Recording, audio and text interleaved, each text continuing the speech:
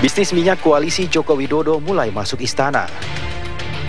Kabarnya ada tangan Surya Paloh di balik rencana impor minyak mentah ke tanah air.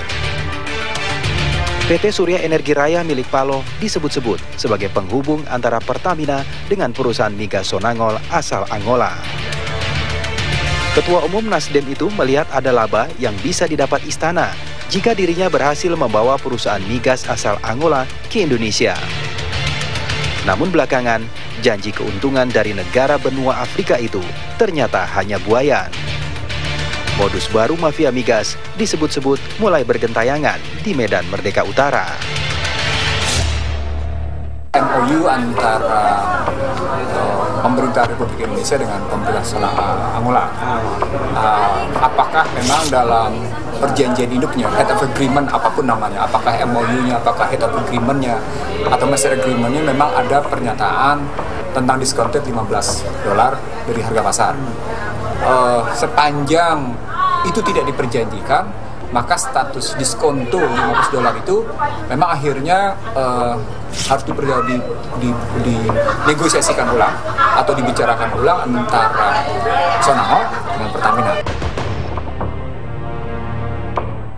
Bagi saya, kalau harga Sonangol tadi lebih murah dan menguntungkan bagi rakyat, maka nggak masalah. Dan itu nggak peduli gitu loh. Tapi kalau kemudian harganya lebih mahal, nah baru kita tulis apakah benar si Surya Paloh ada di belakang itu. Tapi kalau lebih murah ngapain?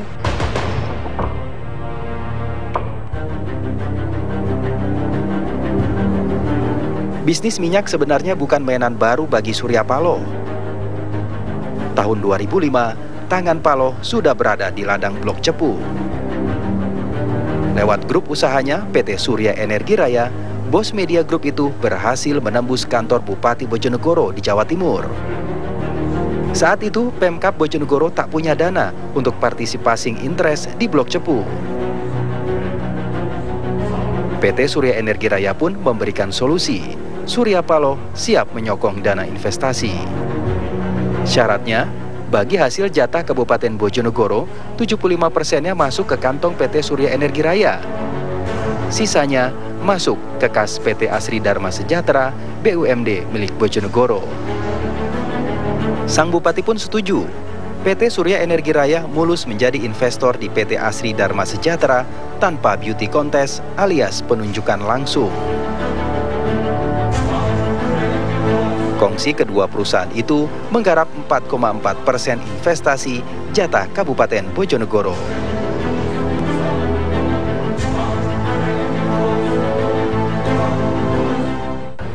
Mendapatkan opsi untuk ikut menjadi pengelola blok minyak, tapi tidak mungkin pakai APBD, jadi tidak ada duit APBD-nya. Nah, pendahulu saya misalnya itu mengambil keputusan bekerja sama dengan SER. Nah, waktu itu skemanya adalah pinjaman. Pemkab Bojonegoro, dalam hal ini ADS-nya, meminjam kepada uang kepada SER. Kemudian waktu itu SER melaporkan bahwa dia punya partner baru yaitu China Sonangol, dan saya lihat China Sonangol sangat kredibel, terbukti bahwa Exxon pun hampir tidak melakukan due diligence secara intens karena dia udah tahu semua track recordnya. Tahun 2005 itu pada saat Bupati terdahulu dibuatlah satu kesepakatan kerjasama antara Pemkab dengan PT SER. Oke. Nah, tapi kan waktu itu belum diapa-apain nih minyaknya, ya kan? Baru hanya kesepakatan saja gitu. Nah, pengembangan daripada lapangan minyak Blok Cepu itu kan baru mulai di tahun 2009. Tapi begitu mulai ada kerjasama dalam hal PI ini, Pemkab nggak ngeluarin 1 sen pun.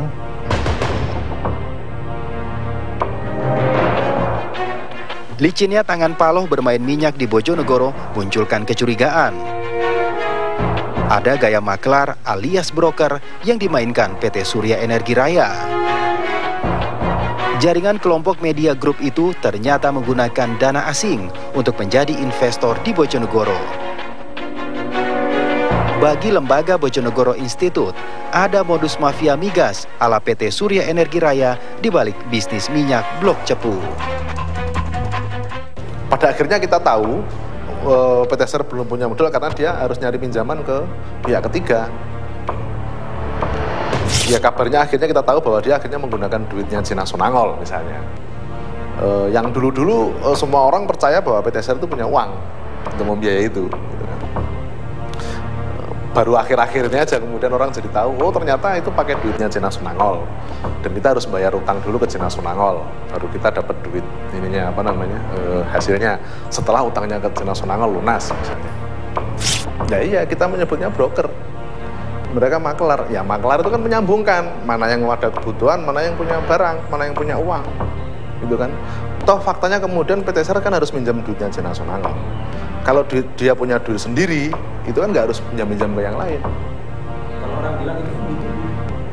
Ya, tapi B2B kalau makelar dapatnya 75%, masuk akal nggak? Ya, makelar itu bagiannya 10%, Mas.